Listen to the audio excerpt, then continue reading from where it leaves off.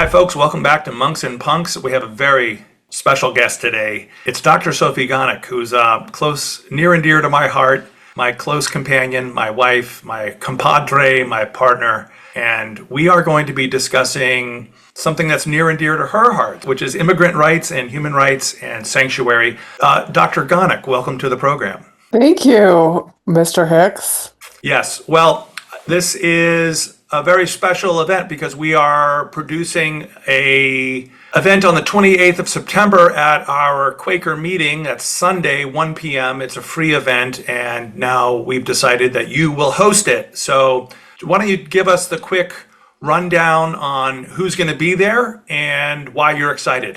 Professor Linda Rabben from the University of Maryland will be there. She's an anthropologist who's worked extensively on questions of sanctuary and also Quaker history and has written about Quaker traditions of sanctuary and of protecting immigrants, which I think is, key for our audience because it puts kind of our current plan of action and activism into a historical and also kind of theological context. We will also have Nuala O'Doherty-Naranjo, who I've been working with for over a year. She's the former prosecutor from Queens who founded the Jackson Heights Immigrant Center out of her basement. That initiative grew out of previous COVID era activism. But once the COVID was kind of on the way out and New York City saw a huge influx of migrants starting in around 2021, she pivoted to working on issues of asylum and, immigration paperwork. And finally, we will have Ravi Ragbir. Yes, Ravi Ragbir, who is one of the founders of the New Sanctuary Coalition. He was himself an immigrant who'd been in deportation proceedings because of a long ago minor crime that he'd committed until he was pardoned by Biden at the end of his term. And so Ravi's going to talk to us about the work that New Sanctuary Coalition does, which is now also operating outside of Quaker spaces in New York City. Great. Yeah, that's pretty historical that a friend, a Quaker activist, was pardoned by President Joe Biden for his I think, a recognition of the work that he's been doing for others. Yeah, I will say, I'm not sure Ravi is a Quaker. He's Quaker adjacent. Yeah, let's be, I guess I'm being kind of loose with the term, but I know him from Brooklyn meeting. I know that when we did Quaker Walk, and a lot of Quakers walked from Flushing, Queens to DC, that he was also speaking there on the first night at the Brooklyn meeting. And I know he regularly does sanctuary meetings because on our refrigerator, there's a flyer for his regular sanctuary meeting, the Skimmerhorn Brooklyn Meeting House. So they do regular kind of trainings around Know Your Rights, but also around accompaniments. A lot of their work is about accompanying and witnessing the processes in immigration court. And as you say, they meet Tuesdays at the Brooklyn Meeting House in the evenings, but they will also be starting to work out of the 15th Street Meeting House in Manhattan. I didn't know that. That's great. Yeah. So our own meeting house in Manhattan is going to also start doing live activation. Yeah, which is part of the context of the event because and one of the things that I'm excited about is when I've talked about kind of some of my work in regards to immigration and activism, because I've been volunteering with Nuala's organization, the Jackson Heights Immigrant Center, for over a year on and off. A lot of regular attenders are curious about how they can get involved, what kind of organizations they can assist or join to help out, because as I mentioned, we've seen. Not only the current political climate is one in which immigrants are living in a lot of fear, even, documented immigrants with all of their paperwork in order because of the ways in which the federal government, or should I say regime, is going after immigrants. So seems to be their kind of policy priority number one. But that is also occurring here in New York against a backdrop in which we've seen the addition of over 200,000 new immigrants coming to the city since just in the last 4 years. And so there have been a number of different challenges. There have been also a number of different local grassroots initiatives I should say, grassroots initiatives both against these new arrivals, but also to help new arrivals, help them adapt to New York, help them, kind of follow the legal procedures that they need to follow in order to, apply for asylum, etc. And so there's just been so much going on within this space over the last several years, and now we're at this kind of crisis moment. Great. Yeah, I can't emphasize that enough. I probably should have led off with a lot of hype or a lot of emotion, but since it's early on a Sunday morning and we're just trying to do a friendly interview, let's just take it as given that we both feel really passionate about the importance of this historical moment. I think you'll agree that there's really never been such a draconian response from the federal government. Now, you could say, well, Teddy Roosevelt did the Anti-Chinese Exclusion Act, and there's been a nasty tradition in American history with the Know Nothing Party and nativism, there's been a kind of a historical pattern of anti-immigrant sentiment historically. What's your comment on that? So listen, every American president has had, deportation was not invented under Trump. Deportation was at very high numbers under Obama. I think lower numbers under Biden. And various different administrations have had kind of more or less friendly immigration policy. But just because we are a country of immigrants does not mean that our history of immigration and immigration policymaking has been so friendly to those who are seeking refuge here. And of course, they've been particularly punitive towards non-white immigrants from poorer countries, including a lot of this influx that we've seen in New York is from parts of Latin America, though there's also been Africans, Chinese, etc. But we've never seen the kind of ramping up of an organization like ICE to such an extent that we have it now, right? It's one thing to try to keep people out. It's another thing to forcibly expel and round up people, often for, with or without pretense. We've seen stories of American citizens being swept up. We've seen stories of, we know the case of Mahmoud Khalil, who is, a green card holder, that those kind of traditional protections aren't, offering, or the government is quite simply not observing and respecting the kind of protections that are in place. And they're also removing protections that are in place, including temporary protected status, which a huge number of people from a number of different countries, Haiti, Nicaragua, Honduras, etc., have this status. And so, basically, and even while that is kind of baked in a certain degree of ambiguity, removing it altogether has put people who've been here for decades into a kind of legal jeopardy, such that they're, contemplating where to go next. Yeah, as a quick tangent on Mahmoud Khalil, I don't know if you knew this, but by listening to the Ezra Klein podcast, the New York Times podcaster, he did a groundbreaking interview with Khalil and let Khalil say some very interesting pro-Palestine things on his podcast. And in response, the New York Post, the very next day after the broadcast, published a front page story that said, "Deport him now," against Ezra Klein and against the podcast. I mean, I didn't see it because I don't regularly see the Post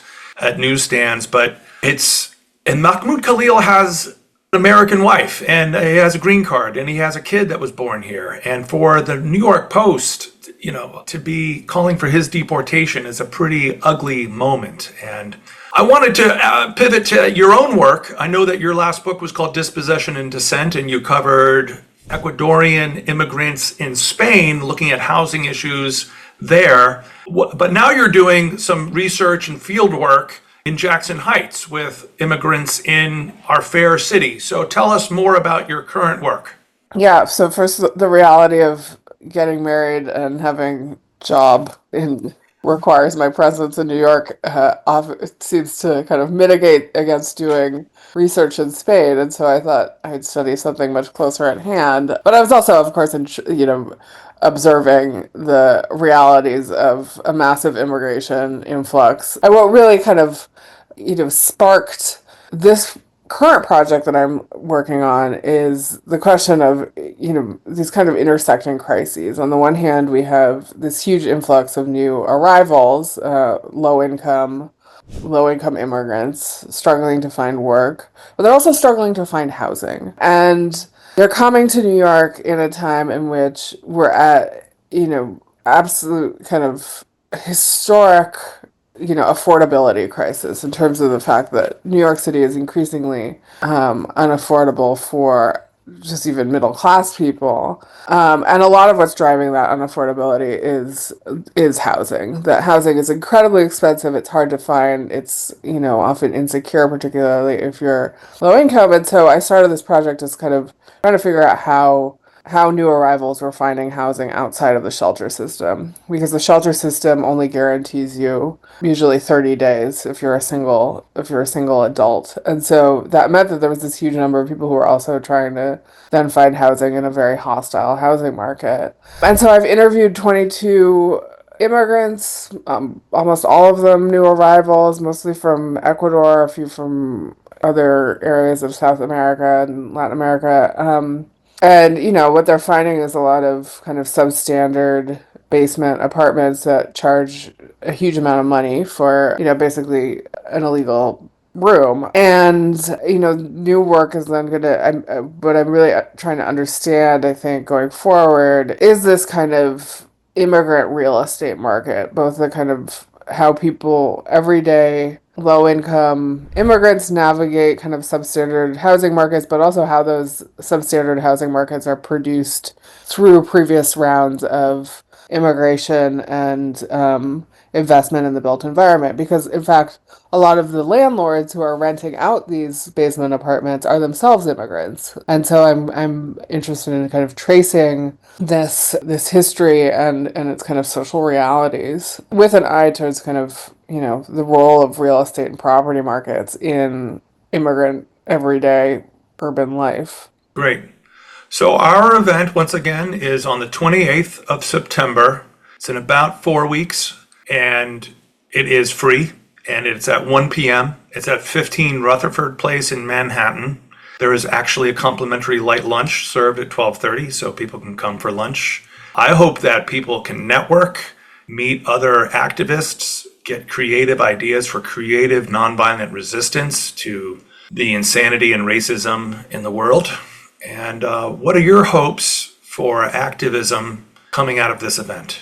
Well, I hope it both kind of puts current events and current effort, like pro-immigrant efforts, within a kind of historical context, because I do think it's part of a particular Quaker lineage, but I'm also hoping that it offers those who are really interested in getting involved different avenues for activism and action. I also think it's just informative. I think we need to know what is going on, and in order to like best prepare ourselves to go out in the world, that knowledge is offers a particular kind of power.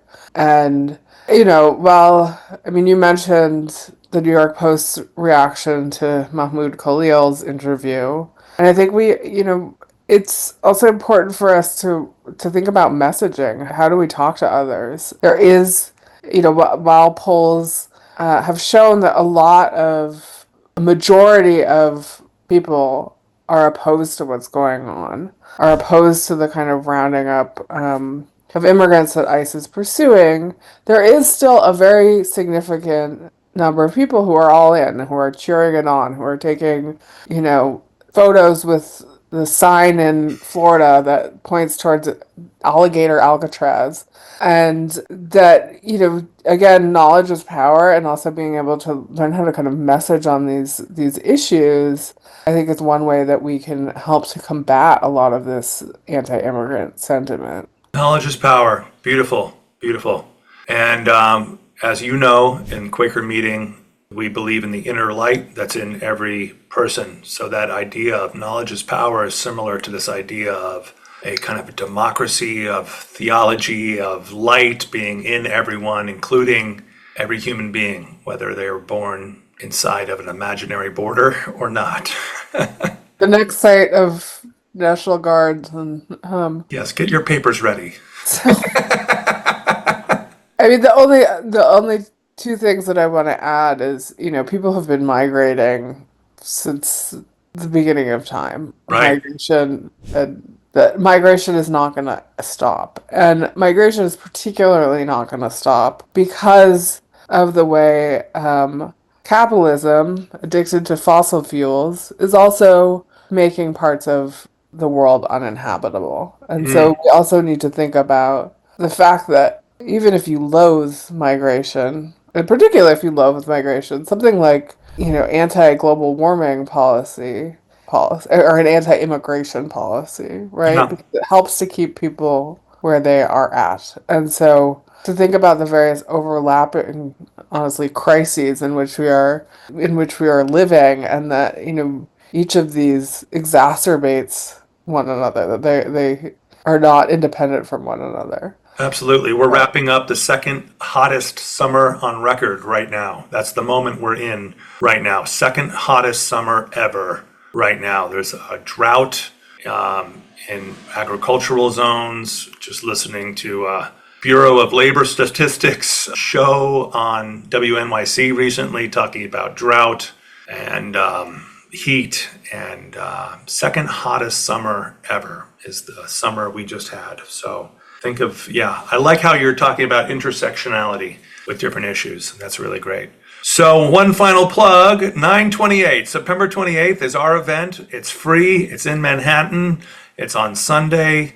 And if you want to try out Quaker Meeting, 11 a.m. is the Quaker Meeting for Worship, a decentralized, non-hierarchical, no clergy religious service in which we sit in silence and we meditate. And then if people feel called by a inner voice or an outer spirit of truth, people give vocal ministry, and it's a beautiful experience. And you and I are getting more and more involved in there, and that's where we were married by the grace of the higher power. So anyway, that's 928 15 Rutherford Place. The event is at 1 p.m. And for anyone who cares about humanitarian values and human rights and standing up to the draconian deportations, please come. Any final words? I'm not off the top of my head. Well, great. Thank you so much for being on the Monks and Punks podcast. I love you, and I'll see you later. You're very cute. Yeah. Bye. Hey folks, just a quick message. Thank you so much for watching this video. Please subscribe. Why? Because we've got content nobody else has. I'm Sander Hicks. I'm an activist, spiritual, political, Quaker, Zen, into nonviolence, into creative construction and carpentry, into investigative journalism, reporting, and winning elections for the progressive Democratic left. So please like and please subscribe. Peace.